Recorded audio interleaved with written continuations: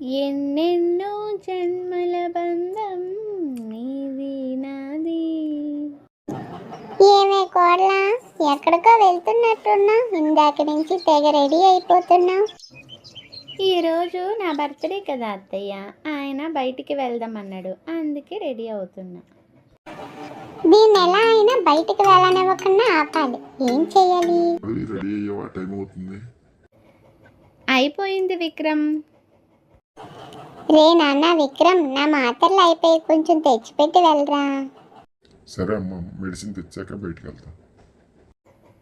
Tablets డస్ట్బిన్లో వేసి tablets అయిపోయాయని చెప్తావా? ఉండు చెప్తాను ఈ సంగతి.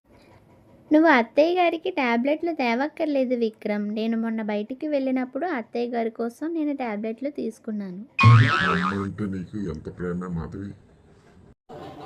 అమ్మ నా కోడలా, ఎంత పెద్ద ప్లాన్ వేసావే. ఓకే పద విక్రమ్, మనకి టైం అవుతుంది, వెళ్దాం.